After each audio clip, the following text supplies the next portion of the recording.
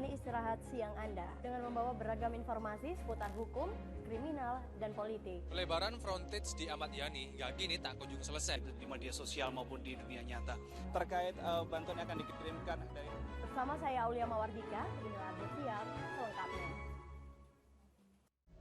Kemarin kan di sini kotor sekali karena akibat dari kebakaran kemarin. Mungkin apa yang saja dilakukan oleh teman-teman PLN saat ini?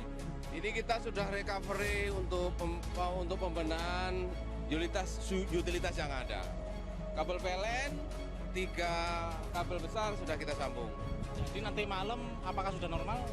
Diharapkan seperti itu. Diharapkan normal. Tapi kita kan tidak bisa menormalkan itu dengan langsung beban maksimal.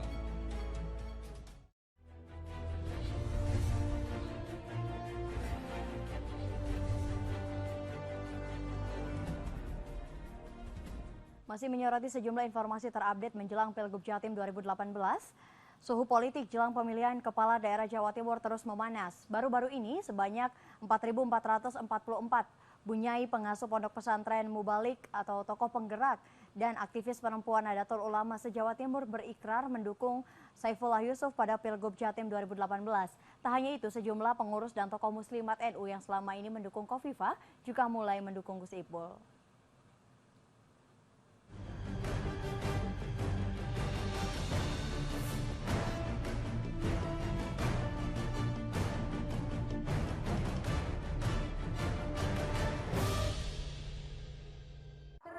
Bersedia berperan aktif dan siap dohir batin untuk memenangkan Gus Ipul pada pemilihan Gubernur Jawa Timur tahun 2018.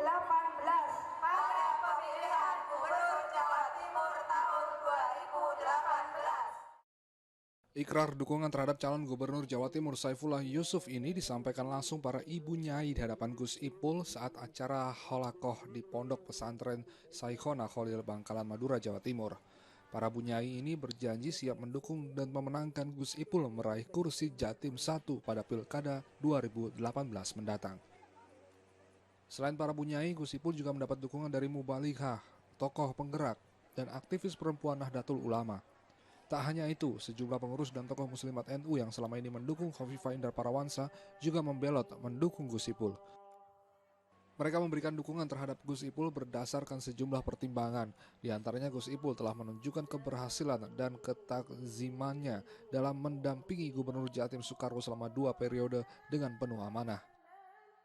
Selain itu, pengalamannya selama 2 periode menjadi wakil gubernur memberikan jaminan bahwa Gus Ipul telah memahami berbagai persoalan secara mendalam tentang apa yang harus dikerjakan jika kelak terpilih menjadi gubernur Jawa Timur.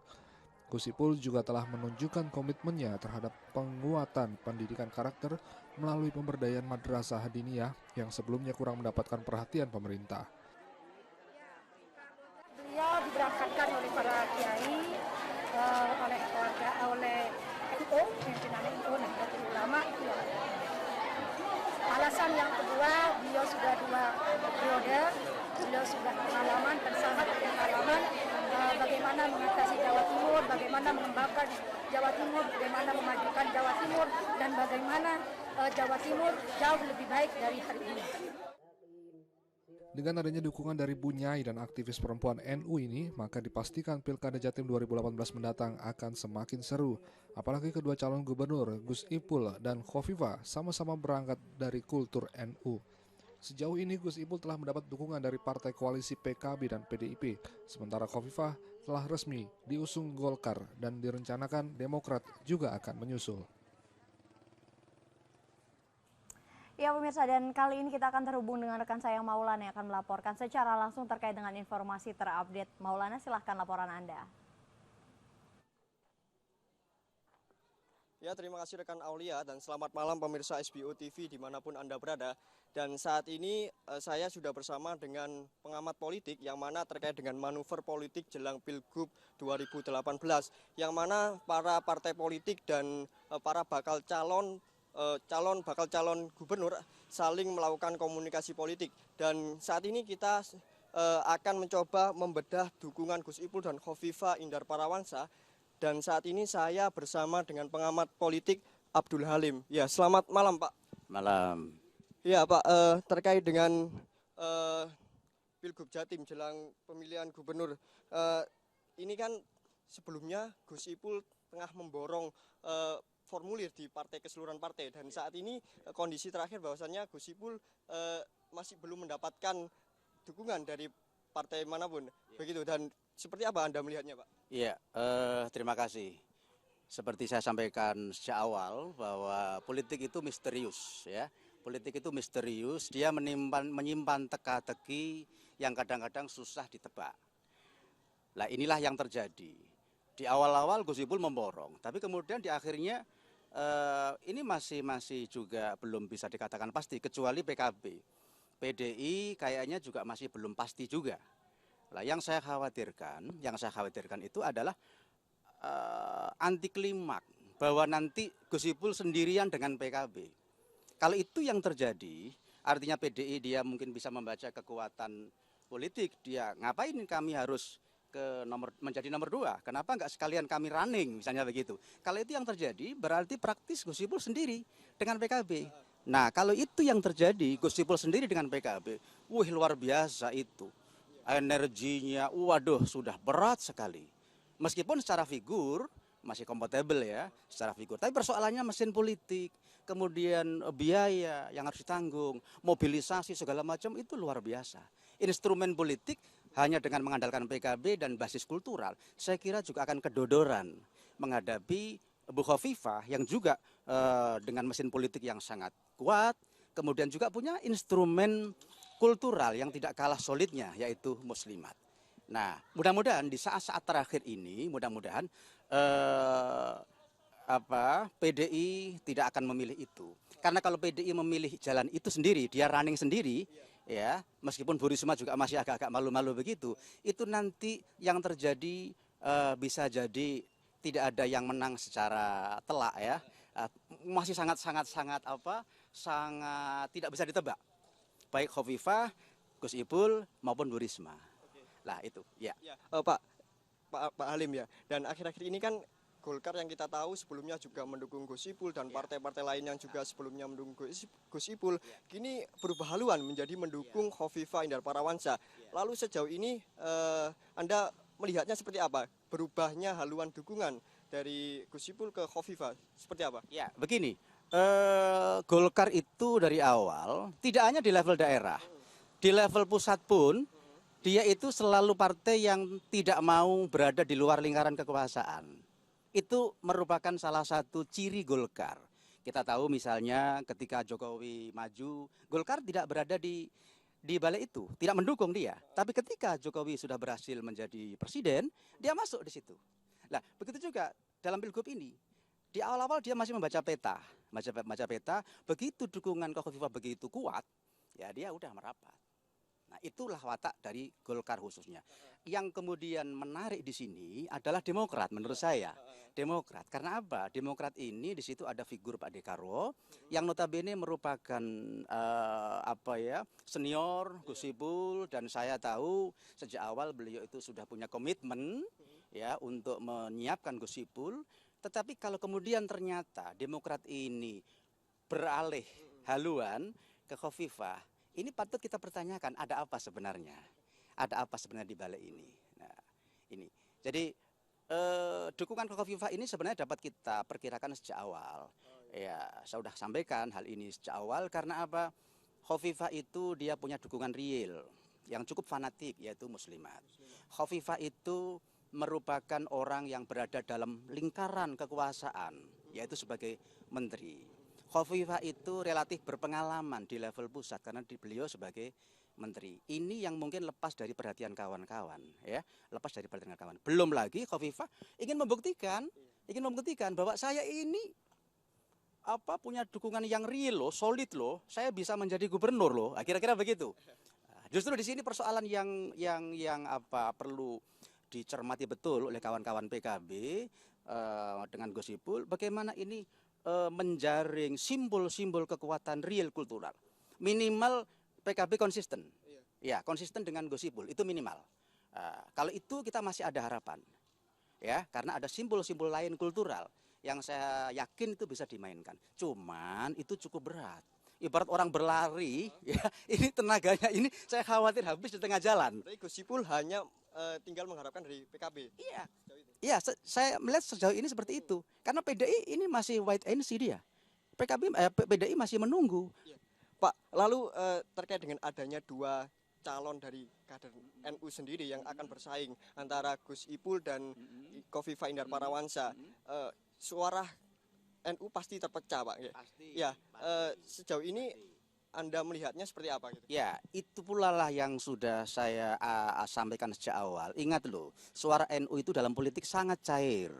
Mohon maaf, Kiai, ini memang figur yang sangat dihormati, sami'na wa ata'na ya, tapi dalam hal keagamaan. Cuman dalam politik tidak sama, tidak berbanding lurus dengan itu. Ya, sekarang aja udah kelihatan ada rombongan Bunyai yang ke ke Gus Ipul, gitu kan. Sementara pada saat yang nggak jauh beda waktunya ada rombongan Kiai juga ke Khofifah. Artinya suara NU itu cair dalam hal politik. Maka kalau ini nanti tidak bisa diredam, ya akan mengulang peristiwa 5 tahun yang lalu, 10 tahun yang lalu. Artinya dalam hal politik suara NU itu tidak bisa diikat dengan satu ikatan. Ya, kendalanya apa? Kendalanya NU sekarang tidak memiliki figur yang kuat, ya, yang bisa mempertemukan simbol-simbol ini. Ini kendalanya. Kendala yang kedua, mohon maaf ini semacam autokritik bahwa elit-elit NU struktural ini juga terlalu jauh bermain-main dengan politik. Bagus maksudnya dalam satu sisi yakni agar NU itu solid, tetapi sekali lagi dalam politik itu tidak bisa. Ingat, Jawa Timur ini luas ya, dengan karakteristik yang bermacam-macam. Ini nggak bisa diikat dengan oleh satu simpul mengerucut pada satu figur. Ini nggak bisa. Nggak bisa. Nah, sebenarnya ada sebuah skenario yang ini digagas oleh banyak orang jauh sebelumnya, yaitu menyatukan dua kekuatan ini antara Gus Ipul dengan Khofifah, tapi itu sulit sekali terwujud. Kalau itu yang terjadi, dapat dipastikan NU akan utuh, ya, dan dapat dipastikan pula Jatim 1, Jatim 2 akan berada dalam genggaman NU. Ya, itu. Pak, lalu terkait dengan kecenderungan suara dari umat NU sendiri ya. Lalu kalau Anda melihatnya, suara dari NU sendiri nantinya ke depannya dari hadirnya Gus Ipul dan Khofifah sebagai kader NU akan lebih mengalir kemana gitu? Saya kira polarisasi suara warga Nahdliyin tidak akan jauh-jauh bergeser dari pilihan pilgub sebelumnya. Saya kira akan terjadi seperti itu. Kalaupun toh ada penambahan atau pengurangan tidak terlalu signifikan. Ya, jadi katakanlah barisan muslimah dia akan merapat ke Khofifah, ya. Kemudian kalau barisan NU yang laki-laki khususnya akan merapat ke Gus Ipul, nah, begitu. Itu kalau suara NU. Nah, adapun ada dapat tambahan itu saya kira nggak terlalu signifikan. Karena apa? Ini saya ambil contoh. Demokrat saya tidak yakin ya. Saya tidak yakin bahwa itu akan mengikuti garis partai sepenuhnya ke Khofifah. Saya tidak yakin itu.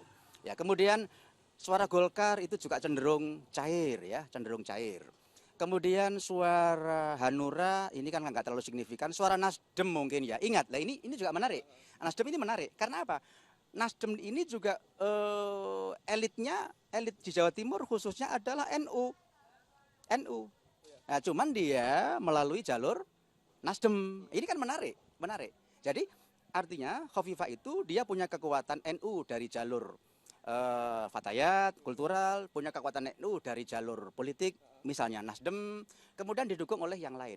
Sementara Gus Ipul ini relatif dia hanya mengandalkan suara PKB dan yang kultural. Jadi nanti begini, dalam satu keluarga bisa jadi suami akan ke Gus Ipul, ya, sang istri bisa ke Khofifah. Ada bagusnya sih. Ada bagusnya apa? Artinya di keluarga itu terbiasa dengan berdemokrasi. Itu bagusnya, itu positifnya. Tetapi kalau ini tidak bisa disikapi dengan bijak oleh keluarga itu maupun oleh unit-unit di atasnya, itu nanti yang terjadi adalah berimbas pada jamaah ya. Nanti akan ada jamaah ini ke sini, ya, begitu. Ya itu, saya khawatir itu yang terjadi. Mudah-mudahan tidak. Pak Halim, kalau melihat ini ya, partai politik bergeser haluannya dari Gus Ipul menuju Khofifah. Apakah artinya ini elektabilitas dari Gus Ipul menurun atau seperti apa? Ya, sejauh ini elektabilitas Gus Ipul masih yang tertinggi ya sejauh ini. Tetapi bisa jadi dalam waktu 1-2 minggu ke depan atau paling tidak rentang waktu sampai pelaksanaan pilkada bisa jadi akan berbalik. Bisa jadi akan berbalik. Kecuali Gus Ipul telah menyiapkan istilahnya skenario atau plan A, plan B, ya. Untuk pertama mengikat suara yang sudah ada. Kemudian yang kedua mencari tambahan suara dari luar itu. Ya. Kemudian yang ketiga tentu saya yakin beliau cukup lama 10 tahun di birokrasi di Jawa Timur. Saya yakin memiliki simbol-simbol struktural maupun kultural yang bisa dimainkan sampai di level bawah. Ya, itu. Pak, lalu terakhir Pak ini ya, terakhir. Kalau melihat seperti ini sejauh ini, artinya kan Gus Ipul hanya tinggal PKB yang mendukung. Jadi menurut Anda terkait dengan Gus Ipul ini, sejauh apa nanti kekuatan Gus Ipul dengan hanya PKB? Kalau masalah kekuatan dalam arti kekuatan instrumen partai, ya jelas PKB sendirian meskipun dia kursi terbanyak di Jawa Timur ya. Tapi kalau dikeroyok dengan yang lain tadi, wah ya itu kan berarti secara jumlah kuantitatif ya, itu berarti sudah kalah secara kuantitatif. Tetapi ingat, pilkada langsung itu, pilgub maupun pilbub ya, ini faktor figur sangat kuat. Nah, Gus Ipul itu memiliki salah satunya adalah kelebihan komunikasi yang relatif bisa diterima oleh berbagai level, baik level kiai, level tokoh-tokoh yang lain. Belum lagi nanti Gus Ipul akan memainkan, mohon maaf, sentimen primordialisme. Ya, jadi Gus Ipul kan dari Pasuruan ya, beliau akan memainkan peranan itu sangat mungkin terjadi dan itu jangan lupa itu solid loh ya, itu cukup solid. Sementara Bu Khofifah, mohon maaf, beliau ini kan secara lokasi ya, ini beliau kan tidak memiliki basis kultural yang kuat.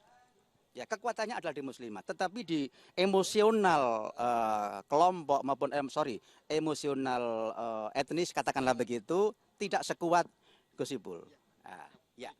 Cukup Pak Halim dan terima kasih waktunya dan mungkin menarik sekali perbincangan terkait dengan bedah dukungan Gus Ipul dan Khofifah Indar Parawansa. Terima kasih Pak Halim. Ya, pemirsa SBO TV, dan itu tadi adalah wawancara singkat saya bersama dengan pengamat politik Abdul Halim, yang mana memang dengan hadirnya Khofifah Indar Parawansa dan Gus Ipul yang merupakan dua-duanya adalah kader Nahdlatul Ulama, sehingga otomatis suara dari kaum Nahdliyin akan terpecah. Dan demikian yang bisa saya laporkan bersama juru kamera Fahrudin kembali ke studio. Terima kasih Maulana atas laporan Anda atau wawancara Anda bersama dengan pengamat politik terkait dengan bedah terhadap dukungan untuk Gus Ipul dan juga untuk Khofifah. Dari informasi tersebut kita beralih ke informasi selanjutnya, di mana Komisi Pemilihan Umum Provinsi Jawa Timur telah menetapkan syarat dukungan pencalonan perseorangan dan partai politik. Dalam tahapan pencalonan gubernur dan wakil gubernur melalui jalur independen, paslon diwajibkan mengumpulkan dukungan 2 juta KTP atau kartu tanda penduduk.